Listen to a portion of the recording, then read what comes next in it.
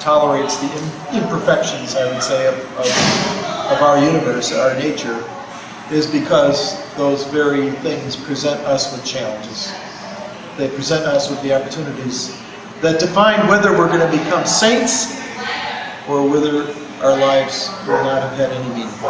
And I've seen a lot of saints made in the last 6 months. That's really neat to be part of that. So, how are things going here? Not good in one sense, right? In terms of people being able to find a home that protects their children from the elements, or finding work.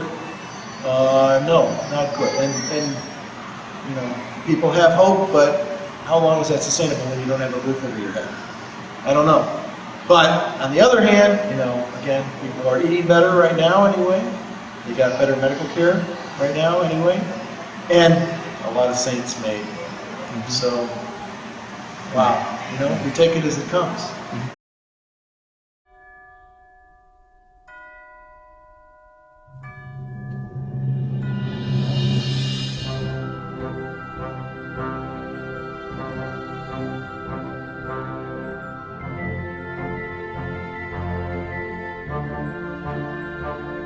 Yeah, basically I've wanted to do this all of my life.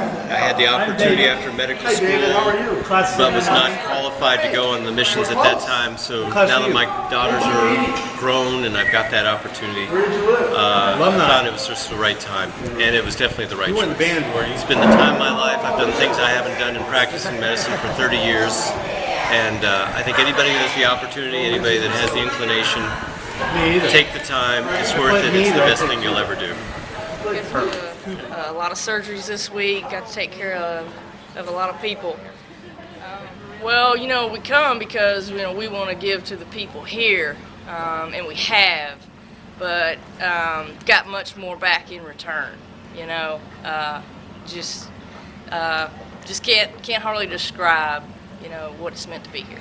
I'm an anesthesia provider, and I came to Haiti because I just wanted to come here and help everyone out who had been injured in the earthquake, and also to help those who are less fortunate than we are. So I've had some family members come here, and they just relished the experience, and they really encouraged me to come. So I wanted to experience it myself and come down here and try to make a little bit of a difference, which hopefully we did for the week. So, and then you enjoyed your experience, right? My experience was fantastic, and I would highly recommend for everyone to pray about maybe coming down, and if the Lord leads you in that direction, definitely take advantage of it, because that's what happened to me. I've seen no fewer than 110 people a day for the last 5 days, most of them adults. I'm so far outside of my comfort zone, I don't even know. There are no labs, there are no x-rays. This is true medicine. This is medicine with your head, this is medicine with your hands. And this is why I became a doctor. For the last several years, I've been struggling about leaving medicine and going into some other field. And this opportunity came, and it's reminded me why I wanted to be a doctor. And we look at what the Phil Rises program does, and we look at what this hospital means to these people, and the combination of the Phil Rises program and Notre Dame's presence in this community and this hospital. This is God's work down here. If you have the opportunity to come down here and support Father Tom's Phil Rises program, to come down here and to work with these families and these individuals that have such a desperate need for medical care. I have seen things I've read about only. I've seen things I have no clue what I'm seeing. I've seen people who just needed 5 minutes to talk to a doctor and want some Tylenol. And I've seen the work at the hospital, St. Chloe, with Father Tom and his Phil Rice program. This is God's work, and this is a place to be.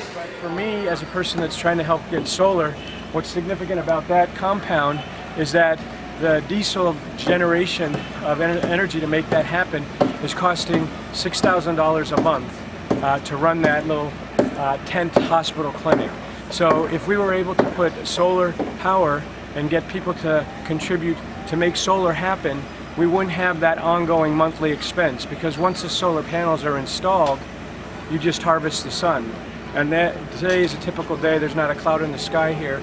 We do have a rainy season in Haiti, but most days are just like this. There's a lot of sun to harvest, and guess what? That will improve Haitians' lives. So at your age, when you see all this for the first time, are you hopeful, or is it just a little bit overwhelming? I think it's just seeing Haiti, it's overwhelming, but seeing the Haitians, it's hopeful. Yeah. I think they have a lot of hope. Saw a lot of people smiling Yeah. amidst extreme poverty, right? Yeah, almost. Yeah, everyone's smiling. So how was it maybe a little bit different than what you might have been expecting, or did you have expectations coming here? Well, I mean, I expected it to be a little more, just kind of a little bit more sadness, and I thought that would kind of overwhelm all of Haiti.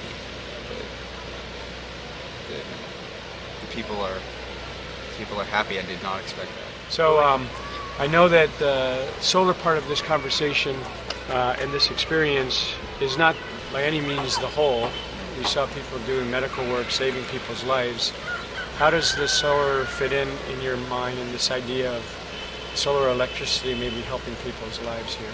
Well, it's cleaner and cheaper, and it's a better alternative to the way they have to do things now. And I think if we can start solar, that it will grow rapidly if you just talk to the people around here, how desperately they want it.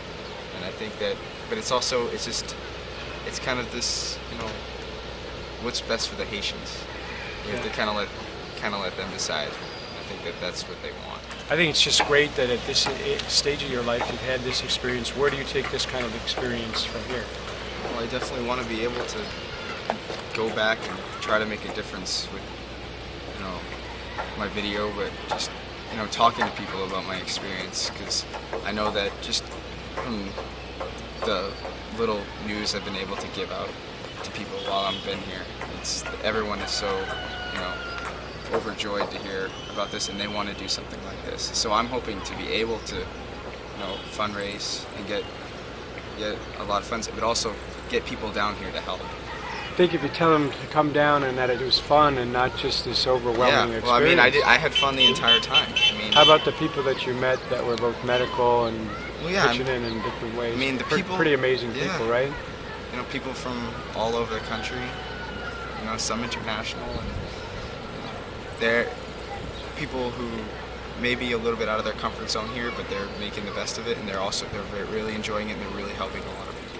So now, right, as I leave from Haiti and go back to Boston, I want to thank everyone at BC High on the Begley Committee and everyone else who made it happen, allowed me to come here and experience this amazing country. And I really hope that I'm able to make a big difference here. And I really think that with this project and with all the support that I've gotten, I believe that we can not only continue to run this hospital with a lot of people willing to help, but we can also start fundraising for solar energy and start making a great economic and environmental and just social impact on these people. So, very good. Okay.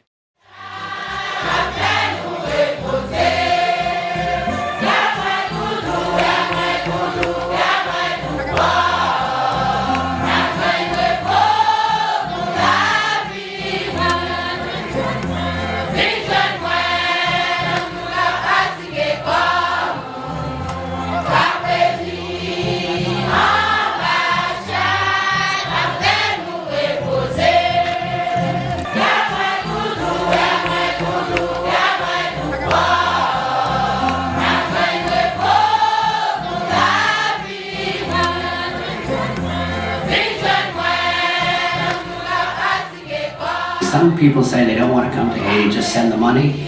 But if you go yourself, you'll never be the same. You never can say you didn't know. You'll be touched forever.